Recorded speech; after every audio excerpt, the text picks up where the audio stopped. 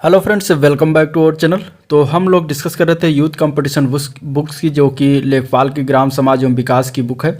और इसमें जो है 4 चैप्टर का डिस्कशन हो चुका है। और आज की इस वीडियो में हम लोग देखेंगे चैप्टर नंबर 5, जो कि है ग्रामीण स्वास्थ्य योजना है। ठीक है, ये चैप्टर नंबर 5 है। इसके पहले जो 4 चैप्टर हो चुके हैं उसका लिंक जो है डिस्क्रिप्शन में दे दूंगा, आप लोग वहां से जाकर उसको देख सकते हैं। ठीक है, इसके बाद जो है ग्रामीण विकास एवं भूमि सुधार और पंचायती राज, इसके बाद केंद्र राज्य सरकार की ग्राम विकास से संबंधित जो योजनाएं अभी तक चलाई गई हैं, लेखपाल पद एवं उसके कार्य संबंधी महत्वपूर्ण तथ्य है। फिर लेखपाल परीक्षा में ग्राम समाज एवं विकास से संबंधित विगत वर्षों के जितने भी प्रश्न आए उनका सामान्य क्षपण देखा जाएगा। इसके बाद जो है उत्तर प्रदेश का सामान्य ज्ञान देखा जाएगा।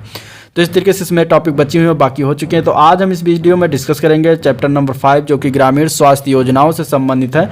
और इसमें हम लोग पढ़ेंगे जो है स्वास्थ्य योजना से संबंधित जितनी भी योजनाएं चलाई गई हैं, उसके प्रमुख तथ्य, उसका लक्ष्य, उसका जो है लाभार्थी कौन कौन थे, और मुख्य बिंदु क्या क्या है। जैसे कि आयुष्मान भारत हुआ, राष्ट्रीय स्वास्थ्य नीति 2017 हुआ, इसके बाद जननी सुरक्षा योजना, प्रधानमंत्री मातृ वंदना योजना, स्टेप योजना, बहुत सारी योजनाएं हैं जो इसमें आज हम लोग देखेंगे। ठीक है, डिटेल से। इसके बाद जो इससे संबंधित क्वेश्चन भी देखेंगे। तो चलिए वीडियो को स्टार्ट करते हैं। स्टार्ट करने से पहले अगर आप लोग चैनल पर नए हैं तो चैनल को सब्सक्राइब करें, साथ में लाइक करें, साथ में अपने दोस्तों में शेयर करें। ठीक है, तो देखिए पॉइंट टू पॉइंट दिया गया है इसकी बुक में, तो वही उसी तरीके से हम लोग डिस्कशन करते हुए आगे बढ़ेंगे।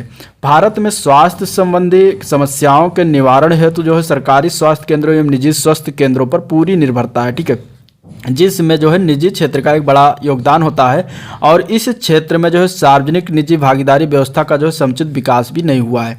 सम्यक रूप से देखने पर यह निष्कर्ष स्वतः उभर कर सामने आता है कि आज भी हमारे देश में जो है स्वास्थ्य क्षेत्र में सरकारी सेवा ही वास्तव में स्वास्थ्य का आधार बनी हुई है। ग्रामीण क्षेत्र की स्वास्थ्य व्यवस्था का नियमन जो है लगभग सरकारी क्षेत्र के ही भरोसे ही है। ठीक है, और ग्रामीण स्वास्थ्य के सेवाओं के लिए सरकार द्वारा चलाई गई विभिन्न योजनाएं हमारे ग्रामीण समाज को जो है एक बड़ा लाभ पहुंचा रही हैं। भारत की स्वास्थ्य सेवा प्रणाली की पहुंच जो है सामर्थ्य और जवाबदेही देश के लोगों को बेहतर स्वास्थ्य और खुशहाली के लिए अपेक्षित है। भारत में स्वास्थ्य देखभाल के बुनियादी ढांचे का 75% शहरी क्षेत्रों में केंद्रित है, जहां कुल भारतीय आबादी का केवल 35% ही हिस्सा रह रहा है। ठीक है, यानी 35% आबादी के लिए 75% जो है स्वास्थ्य देखभाल के बुनियादी ढांचों का जो है वहाँ पर विकसित किया गया है, केंद्रित किया गया है। निजी स्वास्थ्य सेवाओं में जो है लगातार वृद्धि देखी जा रही है, जबकि सार्वजनिक स्वास्थ्य सेवा क्षेत्र में जो है अच्छी गुणवत्ता या बुनियादी ढांचे की अत्यधिक आवश्यकता है। का सार्वजनिक स्वास्थ्य व्यय जो है 2020-21 की बात करें तो इसमें सकल घरेलू उत्पाद का जो है 1.1% रहा। यानी आप देख सकते हैं कि कितना परसेंटेज मतलब है, 1.1%, बहुत कम है स्वास्थ्य व्यय। तो इसको भी बढ़ाने की ज़रूरत है। आर्थिक समस्या 2020-21 की में कहा गया कि बजट में जो स्वास्थ्य सेवा को प्राथमिकता देने की दृष्टि से जो है 189 देशों में भारत का स्थान जो 179 है। ठीक है, देखिए कितना कम है स्वास्थ्य की दृष्टि से। अगर देखा जाए तो बहुत ही स्थिति खराब है भारत की। तो ये आपको याद रखना है 189वां, और ये भी याद रखना है 1.1% जो है रहा है। राष्ट्रीय स्वास्थ्य नीति 2017 का लक्ष्य जो है सार्वजनिक स्वास्थ्य व्यय को जो है 2025 तक सकल घरेलू उत्पाद के 2.5 तक बढ़ाना, यानी कि 2025 तक जो है जीडीपी का 2.5% करने का ये जो है लक्ष्य रखा गया है स्वास्थ्य के क्षेत्र में व्यय करने के लिए। आत्मनिर्भर भारत के लक्ष्य को हासिल करने के लिए स्वास्थ्य के बुनियादी ढांचे, मानव संसाधनों को प्रशिक्षण देकर स्वास्थ्य सेवा वितरण में बढ़ोतरी करना अत्यंत महत्वपूर्ण है। भारत में स्वास्थ्य सेवा ढांचे को भौतिक बुनियादी ढांचे और चिकित्सा सेवाएं प्रदान करने वाले मानव संसाधनों में वर्गीकृत किया जा सकता है। आगे हम कुछ अभी नवीनतम जो स्वास्थ्य योजनाएं चलाई गई हैं भारत सरकार द्वारा, केंद्र सरकार द्वारा, तो उसके बारे में हम बात करेंगे। पहला है 29 सितंबर 2021 को जो है प्रधानमंत्री पोषण शक्ति अभियान योजना चलाया गया, जो किससे संबंधित है, बच्चों के स्वस्थ पोषण और स्वास्थ्य से संबंधित है। दूसरी योजना है 27 सितंबर 2021 को चलाया गया है, और ये इस योजना का नाम है आयुष्मान भारत डिजिटल मिशन। इसका क्या मतलब महत्व है, तो ये तकनीक आधारित स्वास्थ्य परीक्षण व्यवस्था इस पर होती है। ठीक है, इसके बाद तीसरी योजना है 29 मई 2021 को स्टार्ट किया गया, और यह उत्तर प्रदेश मुख्यमंत्री बाल सेवा योजना की उत्तर प्रदेश मुख्यमंत्री बाल सेवा योजना है, जिसको 29 मई 2021 को स्टार्ट किया गया, और यह कोविड-19 के कारण निराश्रित बच्चों का जो है पोषण से संबंधित है। अगला है वित्तीय वर्ष 2020 और 21 और 22 से लागू हुआ है मुख्यमंत्री सक्षम सुपोषण योजना, जो कि महिलाओं एवं बच्चों में जो है कुपोषण की समस्या से निपटने हेतु जो है ये योजना लागू किया गया है।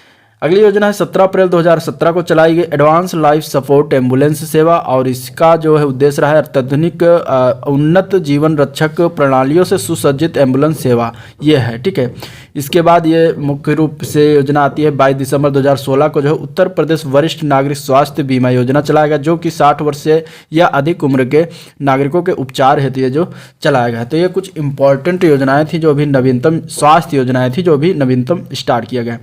अब देखते हैं भारत में स्वास्थ्य देखभाल का वर्गीकरण। तो देखिए, अपेक्षित देखभाल के स्तर के आधार पर भारत में स्वास्थ्य देखभाल की जो है 3 श्रेणियां हैं। प्राथमिक देखभाल, जिसमें प्राथमिक स्वास्थ्य केंद्र आता है, दूसरा है माध्यमिक देखभाल यानी कि जिला अस्पताल आता है, और तीसरा है तृतीयक देखभाल जिसमें एम्स जैसे जो है अस्पताल आते हैं।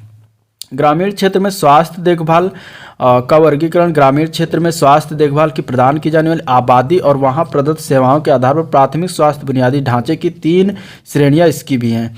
पहला उप केंद्र जिसको एससी कहा जाता है यानी कि सेकेंडरी सेंटर, और दूसरा है प्राथमिक स्वास्थ्य केंद्र यानी कि पीएचसी जिसको कहा जाता है प्राइमरी हेल्थ केयर, और तीसरा है सामुदायिक स्वास्थ्य केंद्र जिसको सीएससी कहा जाता है और इसका कम्युनिटी हेल्थ सेंटर इंग्लिश में कहते हैं। तो इस तरीके से 3 श्रेणियां ग्रामीण क्षेत्रों में निर्धारित की गई हैं। अब आगे हम बात करते हैं 15वें वित्त आयोग ने जो है सिफारिश की है कि देश में स्वास्थ्य सेवाओं की स्वास्थ्य देखभाल सुविधाओं का प्रावधान करते समय प्राथमिक स्वास्थ्य सेवा प्रदान करने पर अधिक ध्यान केंद्रित किया जाना चाहिए। स्वास्थ्य क्षेत्र में मानव संसाधनों की कमी भी देखी जाती है।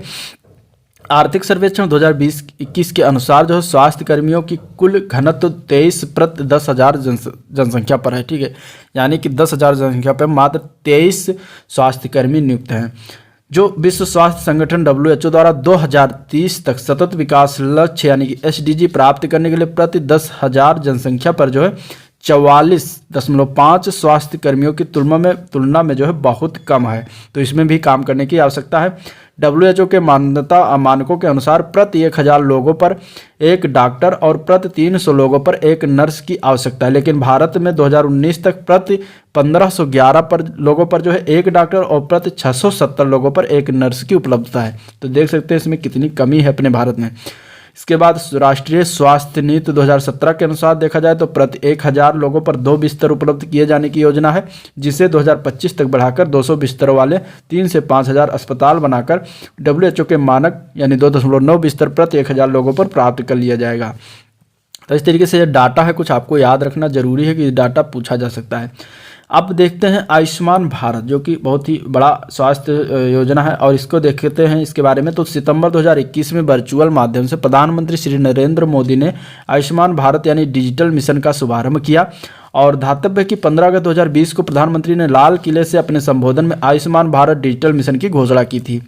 इस मिशन के उद्देश्य, प्रमुख उद्देश्य की बात करें तो देश के नागरिकों की इच्छा अनुसार उनके स्वास्थ्य संबंधी स्वास्थ्य व्यवस्थाओं का जो है समाधान करना है। मिशन संबंधी प्रमुख तथ्यों को देख लेते हैं। तो इसमें जो है एक हेल्थ आईडी बनाई जाती है और यह व्यक्ति के स्वास्थ्य खाते के रूप में कार्य करती है, जिसको डिजिटल व्यवस्था के रूप में देखा जा सकता है। ठीक है, इसके बाद हेल्थ केयर प्रोफेशनल रजिस्ट्री देखते हैं, इसमें है व्यवस्था। तो ये क्या है, तो देश में स्वास्थ्य संबंधी सेवाओं में संलग्न सभी लोगों को यह एक संकलन है। हेल्थ फैसिलिटी रजिस्ट्री की बात करें तो यह स्वास्थ्य सेवाओं की व्यापक व्यवस्था है और इसमें सरकारी और निजी दोनों तरह की स्वास्थ्य सेवाओं से सभी घटक शामिल हैं। पर्सनल हेल्थ रिकॉर्ड सिस्टम भी इसी के तहत है। तो इसमें व्यक्तिगत स्वास्थ्य विवरण में स्वास्थ्य संबंधी सूचनाओं का ई रिकॉर्ड रखा जाता है। ठीक है, यानी कि अब अगला हम बात करते हैं तो लक्ष्य कार्यक्रम की बात करें। एक लक्ष्य कार्यक्रम चलाया गया जो कि स्वास्थ्य एवं परिवार कल्याण मंत्रालय द्वारा यह चलाया गया है और यह 15 मार्च 2018 को लॉन्च किया गया था। ठीक है, लक्ष्य कार्यक्रम। तो इसके उद्देश्य की बात करते हैं तो लक्ष्य कार्यक्रम का उद्देश्य है मातृ एवं नवजात अस्वस्थता और मृत्यु दर में कमी लाना, प्रसूति के दौरान जो है उसके बाद देखभाल की गुणवत्ता में सुधार, सार्वजनिक स्वास्थ्य केंद्रों में सभी गर्भवती महिलाओं को सम्मानपूर्ण जो है मातृत्व देखभाल की सुविधा प्रदान करना और प्रसूति गृह तथा प्रसूति शल्य चिकित्सा कक्ष की गुणवत्ता में जो है सुधार करना इसका प्रमुख उद्देश्य रहा है। लाभार्थी इसके कौन कौन से होते हैं तो सार्वजनिक स्वास्थ्य संस्थानों में प्रसव कराने वाली प्रत्येक गर्भवती महिला इसके लाभार्थी हैं। प्रमुख विशेषताओं की बात कर लेते हैं तो मैटरनिटी ऑपरेशन थिएटर में जो है देखभाल की गुणवत्ता में सुधार, बुनियादी ढांचे में उन्नयन में सुधार, आवश्यक उपकरणों की उपलब्धता सुनिश्चित कराना, पर्याप्त मानव संसाधन प्रदान करना। ठीक है। प्रसूति में जो है महत्वपूर्ण देखभाल को मजबूत करने के लिए मेडिकल कॉलेज अस्पताल स्तर पर समर्पित प्रसूति ICU और जिला अस्पताल में प्रसूति HDU लक्ष्य कार्यक्रम के तहत जो संचालित है।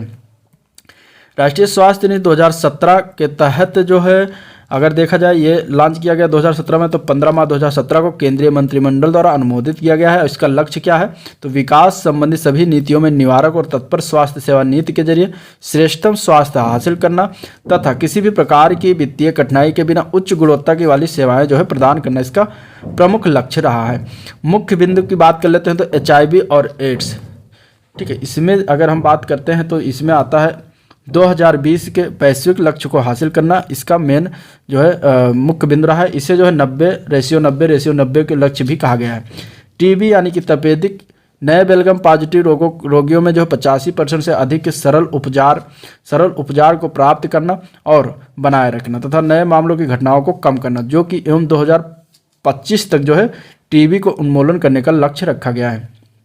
अंधेपन की संभावना को कम करके जो है 2025 तक 0.25 पर 1000 पर लाना, यानी कि 1000 व्यक्तियों में 0.25 लाना है, लोगों को हो इस बीमारी से इतना कम कर देना। ठीक है। और इस बीमारी के बोझ को वर्तमान स्तर से 1/3 पर लाना मेन इसका लक्ष्य रखा गया है। हृदय संबंधी बीमारियों, कैंसर, मधुमेह, सांस संबंधी गंभीर बीमारियों से होने वाली समय पूर्व मृत्यु को 2025 तक 25% तक कम करना भी इसका मुख्य बिंदु रहा है। इसके साथ ही स्वास्थ्य तंत्र को मजबूत बनाने के लिए स्वास्थ्य पर खर्च को बढ़ाकर 2025 तक GDP का 2.5% करना इसका भी मुख्य बिंदु रहा है। ये इंपॉर्टेंट है। ठीक है। तो इसको आप याद रखना।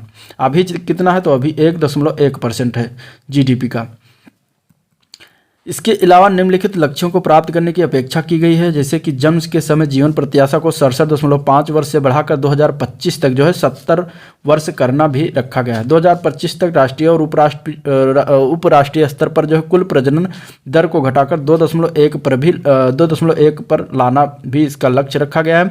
2025 तक जो है 5 वर्ष से कम आयु के बच्चों में मृत्यु दर को कम करके 23 प्रति 1000 करना, यानी कि 1000 में 23 बच्चे सिर्फ मृत्यु दर रहे और बाकी जो है ठीक तो 2025 तक किया जाएगा। इसके बाद MMR यानी कि मातृ मृत्यु दर को वर्तमान स्तर को 2020 तक घटाकर 100 प्रति लाख प्रसव स्तर पर लाना है। 2025 तक नवजात मृत्यु दर को कम करके 16 तक लाना है और मृत बच्चों की जन्म दर को 1 अंक में लाना इसका लक्ष्य रखा गया है। प्रधानमंत्री सुरक्षित मातृत्व अभियान जो है शुरुआत 9 जून 2016 को किया गया था। इसकी विशेषताएं की बात करें तो प्रधानमंत्री सुरक्षित मातृत्व अभियान देश में 3 करोड़ से अधिक गर्भवती महिलाओं की प्रसव पूर्व देखभाल की गुणवत्ता और सुनिश्चित करने के लिए किया गया है। इस अभियान के तहत लाभार्थियों को हर महीने 9वीं तारीख को प्रसव पूर्व देखभाल सेवाओं, जांच और दवाओं का न्यूनतम पैकेज प्रदान किया जाएगा। इन सेवाओं को शहरी और ग्रामीण दोनों क्षेत्रों में निर्धारित सार्वजनिक क्षेत्र स्वास्थ्य केंद्रों पर उपलब्ध कराया जाएगा। उद्देश्यों की बात करते हैं तो चिकित्सकों और अथवा विशेषज्ञों के द्वारा दूसरी या तीसरी तिमाही की सभी गर्भवती महिलाओं को कम से कम एक प्रसव पूर्व जांच सुनिश्चित करना है। प्रसव पूर्व जांच के दौरान लगभग देखभाल की गुणवत्ता सुनिश्चित करना इसका मुख्य उद्देश्य रहा है। आगे हम बात करेंगे जननी सुरक्षा योजना की। इसकी शुरुआत जो है 12 अप्रैल 2005 को किया गया था और ये जो है योजना 100% केंद्र प्रायोजित है। ठीक है। उद्देश्यों की बात करते हैं तो गरीब गर्भवती महिलाओं को पंजीकृत स्वास्थ्य संस्थाओं में प्रसव के लिए प्रोत्साहित करना है। यह योजना आशा कार्यकर्त्री के सहयोग से चलाई जाती है। इसके बाद अब इसमें कुछ श्रेणी और ग्रामीण क्षेत्र, इसके बाद कुल रुपए का है जो है आशा का पैकेज और शहरी क्षेत्र माता का पैकेज, आशा का पैकेज, कुल रुपए की बात करते हैं इसमें देख लेते हैं। तो श्रेणी में देखते हैं तो पहला आता है LPS में जो ग्रामीण क्षेत्रों में माता का पैकेज आता है 1400 रुपये। ठीक है। आशा का पैकेज इसमें 600 रुपये है। कुल रुपए की बात करें इसमें 2000 आता है और शहरी क्षेत्रों में 1000 आता है माताओं का पैकेज और 200 रुपये आशा को मिलता है। इसमें 1200 रुपये टोटल शहरी क्षेत्रों को दिया जाता है। HPS की बात करें तो इसमें 700 रुपये ग्रामीण माता का आता है पैकेज और 600 रुपये जो है आशा का आता है। 700 रुपये जो है इसमें टोटल आता है। इसके बाद शहरी क्षेत्र में 600 रुपये और इसके बाद आशा में जो है 200 रुपये मिलता है और इसमें जो है टोटल कुल रुपए की बात करें तो इसमें 600 रुपये आता है। तो इस तरीके से कुछ 2 श्रेणियाँ दी गई थी।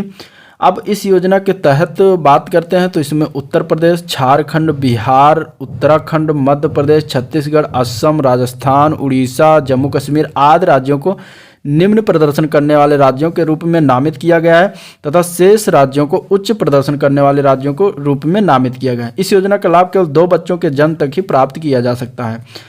अगली योजना है प्रधानमंत्री मातृ वंदना योजना, ठीक है। और यह योजना सभी जिलों में जो है 1 जनवरी 2017 से लागू है। उद्देश्य की बात करें तो गर्भवती महिलाओं और स्तनपान कराने वाली माताओं के स्वास्थ्य में सुधार और नकदी प्रोत्साहन के माध्यम से कुपोषण और पोषण के प्रभाव को जो है कम करना, ठीक है। मुख्य बिंदुओं की बात कर लेते हैं तो यह केंद्र प्रायोजित योजना है, ठीक है, जिसे महिला और बाल विकास मंत्रालय द्वारा संचालित किया जा रहा है। पहली बार जीवित जन्म के लिए कुल 6,000 रुपये आर्थिक सहायता प्रदान की जाती है और यह राशि 3 किस्तों में प्रदान किया जाता है। पहली किस्त जो है 1,000 गर्भ के 150 दिनों के भीतर आती है। दूसरी किस्त जो है 2,000 रुपये गर्भ के 180 दिनों के भीतर आती है। तीसरी किस्त 2,000 रुपये जो प्रसव के बाद व प्रथम टीकाकरण चक्र पूरा होने पर मिलते हैं तथा पात्र लाभार्थियों को JSY के तहत 1,000 रुपये नगद प्रोत्साहन भी मिलता है। यह योजना उन महिलाओं पर लागू नहीं होती जो केंद्र या राज्य सरकार या सार्वजनिक क्षेत्र के साथ नियमित रोजगार में है, ठीक है। तो ये भी ध्यान रखना है। अगली योजना है स्टेप योजना, जिसको इंग्लिश में कहते हैं support to training and employment programme for woman योजना, ठीक है। तो ये स्टेप योजना जो है शुरुआत किया गया था 1986-87 में और ये महिला एवं बाल विकास मंत्रालय की योजना है। इसके उद्देश्यों की बात करते हैं तो महिलाओं को रोजगार देने वाले कौशल प्रदान करना, महिलाओं को स्वरोजगार अथवा उद्यमी बनने में सक्षम बनाने वाली दक्षताओं और कौशलों को प्रदान करना। इस योजना के तहत 16 वर्ष से अधिक आयु के महिलाओं को लाभ प्रदान किया जाता है। यह राशि जो है NGO संस्था आदि के माध्यम से प्रदान की जाती है। स्टेप कार्यक्रम के तहत सहायता अनुदान की एक विशिष्ट कानूनी इकाई वाली संस्था को नियमानुसार प्रदान किया जाता है। पात्र संगठन या एजेंसी की बात करते हैं तो एक विशिष्ट कानून के तहत स्वायत्त संगठन के रूप में स्थापित संस्थान, संगठन, सोसाइटी पंजीकरण अधिनियम 1960 या फिर भारतीय ट्रस्ट अधिनियम 1982 लाभ के लिए या फिर अन्य विधियों के तहत पंजीकृत सोसाइटी के तहत जो है इसका एजेंसी होती है। सोसाइटी पंजीकरण जो है अधिनियम, भारतीय ट्रस्ट अधिनियम के तहत पंजीकृत स्वैच्छिक संगठन या गैर सरकारी संगठन और सहकारी समितियाँ, इतनी सारी एजेंसियाँ होती हैं। कवर किए गए ट्रेड की बात करें, जो व्यापार इसमें आते हैं उसमें आता है कृषि, बागवानी, खाद्य प्रसंस्करण, हथकरघा, पारंपरिक शिल्प, हस्तशिल्प, रत्न आभूषण आदि ट्रेड इसमें शामिल किए गए हैं। राष्ट्रीय बाल स्वास्थ्य कार्यक्रम के बारे में बात करते हैं तो यह योजना फरवरी 2013 में जो है राष्ट्रीय ग्रामीण स्वास्थ्य मिशन के तहत शुरुआत किया गया था और ये जो है स्वास्थ्य एवं परिवार कल्याण मंत्रालय के अंतर्गत आता है। उद्देश्यों की बात करते हैं तो 0 से 18 साल के सभी बच्चे के अंदर 4D अर्थात defects at birth, deficiency, disease और डेवलपमेंट डिले को ढूंढना और उनका इलाज करना इसका मुख्य उद्देश्य रहा है। इस योजना के तहत 18 वर्ष तक के बच्चों को मुफ्त इलाज और अन्य सुविधा प्रदान किया जाता है। इस योजना के सरकार द्वारा बच्चों की जांच के लिए जो है उनकी उम्र के मुताबिक अलग अलग सुविधाएं जो उपलब्ध कराई गई हैं। अगले मिशन की बात करते हैं तो है राष्ट्रीय पोषण मिशन, जिसकी शुरुआत 8 मार्च 2018 को प्रधानमंत्री नरेंद्र मोदी द्वारा राजस्थान के झुंझुनू शहर से किया गया था। इस योजना के प्रारंभ से अगले 3 वर्षों के लिए 9,446.17 करोड़ रुपए का प्रावधान रखा गया और यह महिला एवं बाल विकास मंत्रालय के तहत आता है। बजट का 50% भारत सरकार व शेष जो है 50% विश्व बैंक द्वारा पोषित है। ये इंपॉर्टेंट है, ठीक है। इसके बाद हम बात करते हैं बजट का केंद्र व राज्यों में बंटवारा की बात करें तो 60 और 40 के अनुपात में है। ये भी इंपॉर्टेंट है। पॉइंट ये इस तरीके से फैक्ट ये डाटा पूछ लिया जाएगा तो आप लोग कंफ्यूज, पॉइंट ऑफ जरूर याद रखिएगा डाटा, ठीक है। अनुपात में, और वह अगर यूटी और विशेष राज्य की बात करें तो उसमें फिर 90-10 का हो जाएगा, ठीक है। यानी कि केंद्र सरकार और विशेष राज्यों की बात अगर आएगी तो उसमें 90-10 का होगा, अगर ऐसे राज्यों की बात आएगी तो 60-40 का होगा और इसमें विश्व बैंक का भी इन्वॉल्वमेंट है 50%। तो ये सारे पॉइंट आपको याद रखना है। इसमें बच्चों, गर्भवती महिलाओं, स्तनपान करने वाली महिलाओं के पोषण में सुधार के उद्देश्य से शुरुआत किया गया। अगला अभियान है पोषण अभियान के कार्यान्वयन के लिए 4 सूत्री रणनीति स्तंभ बनाया गया है। पहला, बेहतर स्वास्थ्य, बेहतर सेवा के लिए अंतर क्षेत्रीय अभिसरण, महिलाओं और बच्चों की वास्तविक समय में वृद्धि की निगरानी, ट्रैकिंग के लिए प्रौद्योगिकी का प्रयोग, ठीक है। इसके बाद पहले 1000 दिनों के लिए जो है गहन स्वास्थ्य एवं पोषण सेवाएं। इसके बाद जन आंदोलन। इस मिशन के माध्यम से जो ICT के प्रयोग द्वारा बच्चों में बौनापन, कुपोषण, खून की कमी, वजन कम करने के बच्चों के जन्म को रोकने के लिए प्रयास किए जा रहे हैं, ठीक है। अब इसके बाद हम बात करेंगे राष्ट्रीय पोषण रणनीति की, जो कि 5 सितंबर 2017 को नीति आयोग द्वारा जारी किया गया और इस नीति के तहत वर्ष 2022 तक कुपोषण मुक्त भारत के विजन के साथ यह बनाई गई। मुख्य विशेषताओं की बात करें तो सर्वाधिक समावेशी विकास हेतु मातृ शिशु बाल मृत्यु दर में कमी कर राष्ट्रीय रणनीति के जरिए प्रमुख राष्ट्रीय विकास में योगदान करना इसका मुख्य विशेषता रहा। इस योजना के तहत जो है अल्पपोषण, एनीमिया, ठिगनेपन, जन्म के समय कम वजन को क्रमशः 2%, 3%, 2% और 2% प्रतिवर्ष कम करना है। ठीक है, ये आपको डाटा याद रखना है। दीर्घकालिक परिप्रेक्ष्य के इस रणनीति का मुख्य उद्देश्य 2030 तक सभी प्रकार के कुपोषण की घटनाओं को में कमी लाना है, इसका मुख्य उद्देश्य रहा है। इस रणनीति के तहत या अंतर्गत एक ढांचे की परिकल्पना की गई है जिसमें पोषण के निम्नलिखित 4 सबसे महत्वपूर्ण तत्वों को शामिल किया गया। उसमें से है स्वास्थ्य सेवा, भोजन, पेयजल और सफाई तथा आय एवं आजीविका। तो ये आपको याद रखना है। आयुष्मान भारत की बात करते हैं, जो कि राष्ट्रीय स्वास्थ्य सुरक्षा मिशन के तहत इसकी शुरुआत जो प्रधानमंत्री नरेंद्र मोदी द्वारा 23 सितंबर 2018 को रांची झारखंड से स्टार्ट किया गया। ABNHPM में चालू केंद्र प्रायोजित योजनाओं की बात करें तो राष्ट्रीय स्वास्थ्य बीमा योजना, वरिष्ठ नागरिक स्वास्थ्य बीमा योजना समाहित होंगी। ठीक है, ABNHPM को सभी लक्षित लाभार्थियों को कवर करने के उद्देश्य से पूरे देश में प्रारंभ किया जाएगा। ABNHPM में प्रतिवर्ष प्रति परिवार 5 लाख रुपए का बीमा कवर होगा। इसमें सभी द्वितीयक और तृतीयक स्वास्थ्य सुविधाओं की जो प्रक्रियाएं शामिल हैं। परिवार की आयु व आकार की कोई सीमा नहीं है। ठीक है, लाभ कवर में अस्पताल में दाखिल होने से पहले और दाखिल होने के बाद खर्च शामिल होंगे। इसके अंतर्गत शामिल लाभार्थी को पैनल में जो है शामिल किसी भी अस्पताल में कैशलेस सुविधा प्राप्त होगी। ये एक पात्रता आधारित योजना है और पात्रता SCECC के डाटाबेस में वंचन मानक के आधार पर तय किया जाएगा। मानक की बात करें तो मानक क्षेत्र के ऐसे परिवार जिनके पास कच्ची दीवार और कच्ची छत के साथ एक कमरा है, ठीक है, मानक होंगे। ऐसे परिवार जिनमें 16 से 59 वर्ष आयु के बीच कोई वयस्क सदस्य नहीं है वह पात्र होंगे। ऐसे परिवार जिसकी मुखिया महिला है और जिसमें 16 से 59 वर्ष के बीच कोई वयस्क सदस्य नहीं है। ऐसा परिवार जिसमें दिव्यांग सदस्य और कोई शारीरिक रूप से सक्षम वयस्क सदस्य नहीं है। आज अनुसूचित जात परिवार, मानवीय आकस्मिक मजदूरी से आय का बड़ा हिस्सा कमाने वाले भूमिहीन परिवार भी पात्र होंगे। ग्रामीण क्षेत्रों के ऐसे परिवार स्वतः शामिल किए जाएंगे जिनके रहने के लिए छत नहीं है। ठीक है, तो इस तरीके से ये हुआ। अब अगला हम देखते हैं स्त्री स्वाभिमान पहल, जो कि सूचना एवं प्रसारण मंत्रालय की एक पहल है। ठीक है, ये भी पूछा जा सकता है ये किस मंत्रालय की पहल है, तो सूचना एवं प्रसारण मंत्रालय की पहल है। और ये शुरुआत कब हुआ? 27 जनवरी 2018 को तत्कालीन केंद्रीय मंत्री रविशंकर प्रसाद द्वारा शुरुआत किया गया था। यह घोषणा श्री फोर्ट ऑडिटोरियम नई दिल्ली में आयोजित CSC महिला VLE विलेज लेवल एंटरप्रेन्योर राष्ट्रीय सम्मेलन में किया गया। यह पहल CSC द्वारा महिलाओं के लिए पूर्ण स्वास्थ्य सुनिश्चित कराने के लिए किया गया। इसमें मुख्य बातों की बात करते हैं तो सस्ती दरों पर सैनिटरी नैपकिन प्रदान किया जाता है। शहरी और ग्रामीण दोनों क्षेत्रों की महिलाएं इसमें शामिल होती हैं। नैपकिन बनाने के लिए रोजगार की सभी महिलाओं को प्रदान किया जाता है। CSC द्वारा निर्मित पैड अधिक पर्यावरण के अनुकूल और सस्ते होते हैं। मुख्यमंत्री सक्षम सुपोषण योजना, इसकी बात करते हैं तो वर्ष 2021-22 के बजट में उत्तर प्रदेश सरकार द्वारा मुख्यमंत्री सक्षम सुपोषण योजना शुरुआत किया गया। सरकार ने इस योजना के लिए बजट में 100 करोड़ रुपए की राशि निर्धारित की है और इसका उद्देश्य क्या है? बच्चों और महिलाओं में कुपोषण की समस्या को दूर करना। योजना के तहत जो है सरकार द्वारा आंगनवाड़ी केंद्रों पर रजिस्टर 6 महीने से 5 साल तक की आयु के बच्चे एवं एनीमिया ग्रस्त 11 से 14 वर्ष की स्कूल न जाने वाली बालिकाओं को ड्राई राशन के साथ साथ अन्य पोषक तत्वों को प्रदान किए जाने का भी प्रावधान रखा जाएगा।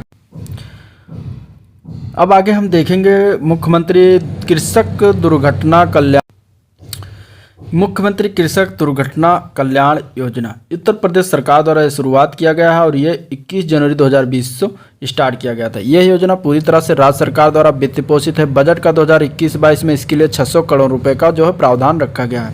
इसका उद्देश्य जो है कृषकों की दुर्घटनावश मृत्यु या दिव्यांगता हो जाने पर स्थिति में जो है उसके परिवार या स्वयं उसके सामाजिक सुरक्षा हेतु जो है सहायता जो है प्रदान की जाती है। इस योजना के अंतर्गत किसान को अलग अलग प्रकार से होने वाली दुर्घटना के आधार पर योजना का जो है लाभ दिया जाएगा। इस योजना के अंतर्गत जो किसान की आयु की पात्रता की बात करें तो 18 से 70 वर्ष है। ठीक है, अब योजना के अंतर्गत दी गई धनराशि के विवरण की बात करते हैं तो 18 से 70 वर्ष के किसान की मृत्यु होने पर 5 लाख रुपए की सहायता, प्राकृतिक आपदा से मृत्यु होने पर 4 लाख रुपए की सहायता और 60% से अधिक दिव्यांगता होने पर 2 लाख रुपए की धनराशि प्रदान की जाएगी। 40% से अधिक दिव्यांगता होने पर 59,100 रुपये जो है सहायता दी जाएगी। दोनों हाथ अथवा दोनों पैर अथवा दोनों आंख की क्षति होने पर 100% वित्तीय सहायता प्रदान किया जाएगा। अगर एक हाथ एक पैर चोट लगने पर जो है 100% वित्तीय सहायता, एक आंख अथवा एक पैर की क्षत होने पर जो है 50% वित्तीय सहायता जो है प्रदान किया जाएगा। अगली योजना है मुख्यमंत्री सुपोषण घर योजना। ये भी उत्तर प्रदेश सरकार द्वारा नवंबर 2018 में जो है मुख्यमंत्री सुपोषण घर स्थापित करने की मंजूरी प्रदान की गई। इसके तहत प्रदेश के 10 जिलों में 28 मुख्यमंत्री सुपोषण घर जो है स्थापित किए गए हैं। यह योजना जो है जनवरी 2019 में मार्च 2020 तक 8 अति पिछड़े जिलों जैसे कि सिद्धार्थनगर, सोनभद्र, चंदौली, चित्रकूट, फतेहपुर, बलरामपुर, बहराइच, श्रावस्ती के अतिरिक्त कुपोषण की समस्या से जूझ रहे सीतापुर और गोंडा में भी पायलट प्रोजेक्ट के तहत रूप में चलाई गई। ठीक है, अगली योजना है एडवांस लाइफ सपोर्ट एम्बुलेंस सेवा और ये जो है केंद्र सरकार के राष्ट्रीय स्वास्थ्य मिशन के तहत मुख्यमंत्री योगी आदित्यनाथ द्वारा जो है 13 अप्रैल 2017 को एडवांस लाइफ सपोर्ट एम्बुलेंस सेवा शुभारंभ किया गया। इस योजना के लक्ष्य की बात करें तो राज्य के प्रत्येक जिले को अग्रिम चिकित्सा देखभाल प्रदान करना लक्ष्य है इसका। इस सेवा का आपातकालीन प्रतिक्रिया प्रणाली के सेंटर जो है लखनऊ में स्थापित है और इसका आपातकालीन सहायता फोन नंबर है 108। ठीक है, 108 जो इसका सहायता नंबर है। इसके बाद अगली योजना है उत्तर प्रदेश कोविड इमरजेंसी वित्त पोषण योजना। उत्तर प्रदेश कोविड इमरजेंसी वित्त पोषण योजना की बात करते हैं तो इसमें जो है आता है आपका उत्तर प्रदेश सरकार द्वारा स्टार्ट किया कोविड-19 महामारी की व्यापकता एवं इससे निपटने के लिए 15 मई 2021 को स्टार्ट किया गया है। और इसके बाद इस योजना के अंतर्गत पात्र इकाइयों के लिए सामग्री विनिर्माण क्षमता की वृद्धि करने अथवा नवीन औद्योगिक इकाई स्थापित करने तो व्यय का जो है 25% अधिकतम 10 करोड़ रुपए की वित्तीय सहायता पूंजी उत्पादन के रूप में जो है प्रतिपूर्ति किया जाएगा। उत्तर प्रदेश ऑक्सीजन उत्पादन संवर्धन नीति 2021। तो उत्तर प्रदेश सरकार द्वारा जो है ऑक्सीजन उत्पादन क्षमता बढ़ाने के लिए उद्यमियों को प्रोत्साहित करने के लिए 15 मई 2021 को उत्तर प्रदेश ऑक्सीजन उत्पादन संवर्धन नीति 2021 स्वीकृति प्रदान किया गया और इस नीति को जो है 16 मई 2021 को 6 माह की अवधि के लिए लागू किया गया। इस नीति के तहत 100 करोड़ रुपए तक के निवेश प्रस्ताव औद्योगिक विकास के समक्ष जो है प्रस्तुत किए जाएंगे, जबकि इससे अधिक राशि के प्रस्ताव राज्य कैबिनेट के समक्ष जो है प्रस्तुत किए जाएंगे। नीति का उद्देश्य रोजगार के अवसर पैदा करते हुए उत्तर प्रदेश को ऑक्सीजन उत्पादन के लिए क्षेत्र में जो आत्मनिर्भर बनाना है।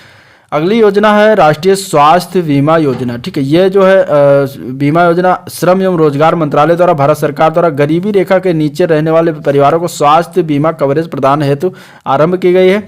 शुरुआत ये कब किया गया था तो 1 अप्रैल 2008 को किया गया था। उद्देश्य किया था स्वास्थ्य आघातों से उत्पन्न वित्तीय देयताओं से जो है रेखा गरीबी से नीचे रहने वाले परिवारों को सुरक्षा प्रदान करना इसका उद्देश्य रहा है। इस योजना में असंगठित क्षेत्र के कामगार और उनके परिवार भी शामिल किए जाएंगे। प्रति परिवार प्रति वर्ष पारिवारिक फ्लोटर आधार पर कुल बीमा की राशि जो है 30,000 रुपये इसकी होगी। इसमें सभी पूर्व मौजूद रोग भी शामिल होंगे। सभी कवर की गई बीमारियों के लिए कैशलेस इलाज जो है उपलब्ध होगा। राष्ट्रीय ग्रामीण स्वास्थ्य मिशन की बात करते हैं तो ये जो है भारत सरकार द्वारा अप्रैल 2005 में शुरू किया गया था और इसका उद्देश्य था ग्रामीण क्षेत्र में रह रहे नागरिकों को बेहतर किफ़ायती गुणवत्तापूर्ण स्वास्थ्य योजनाएं प्रदान करना। इस मिशन के तहत चयनित 18 राज्यों में विशेष ध्यान दिया जा रहा है। वर्ष 2013 में इसे ग्रामीण के साथ साथ शहरी क्षेत्रों के लिए भी आरंभ किया गया। इसके बाद इसका नाम बदलकर राष्ट्रीय स्वास्थ्य मिशन कर दिया गया। यह राष्ट्रीय ग्रामीण स्वास्थ्य मिशन और राष्ट्रीय शहरी स्वास्थ्य मिशन का संचालन स्वास्थ्य एवं परिवार कल्याण मंत्रालय द्वारा किया जाता है।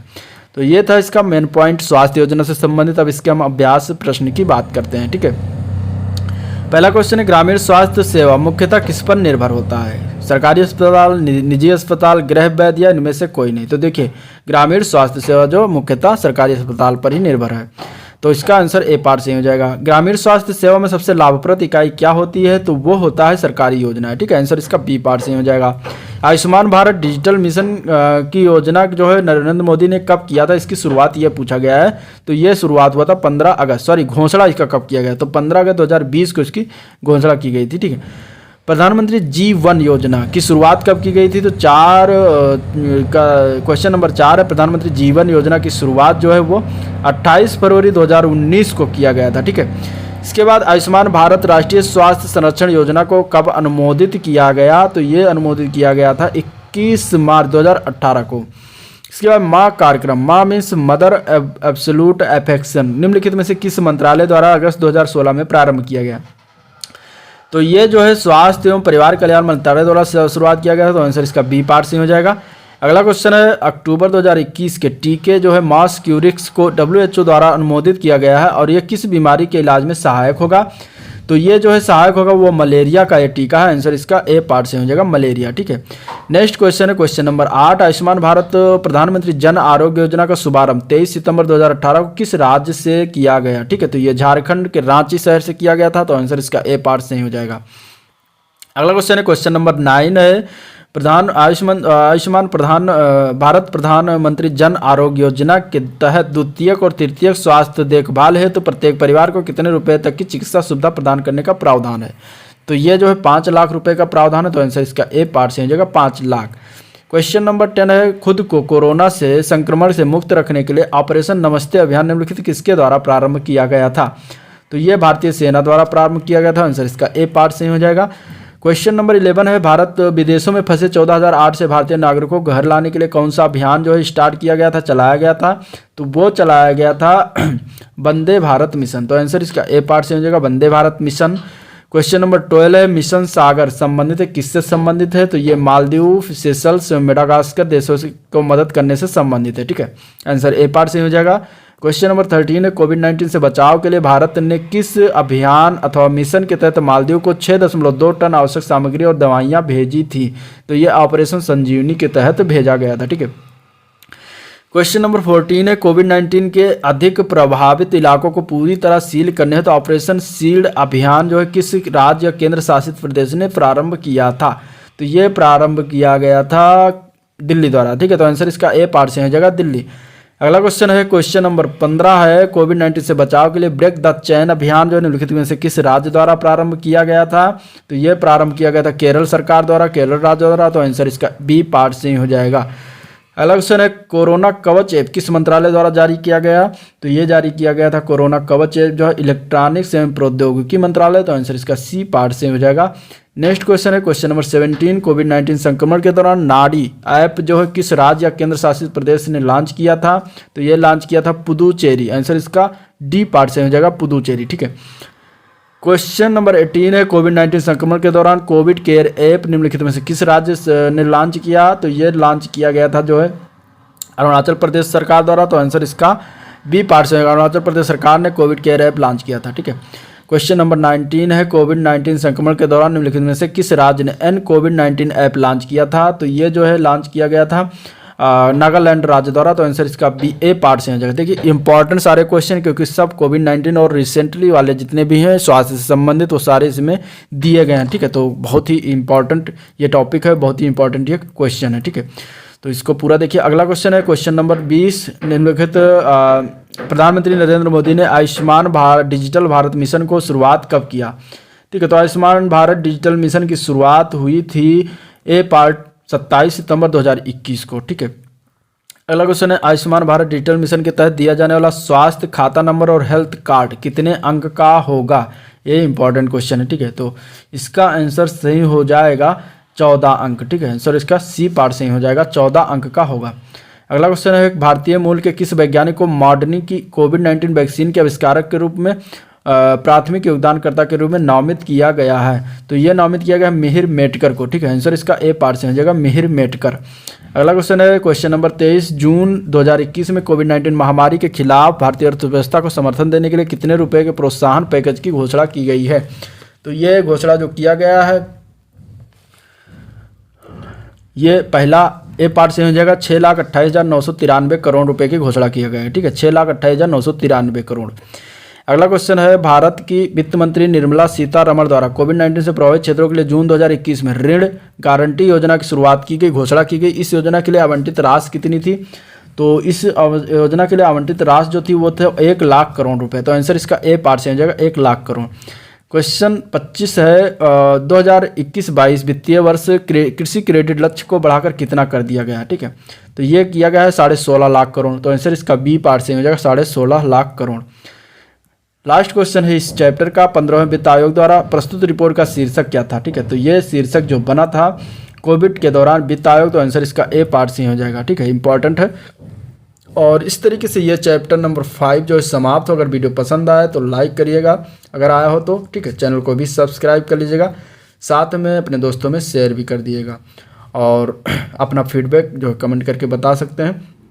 ठीक है, तो मिलते हैं नेक्स्ट वीडियो में। आज के लिए इतना ही, और अगले वीडियो में चैप्टर नंबर 6 जो कि इम्पॉर्टेंट वीडियो है तो उसको डिस्कशन करेंगे।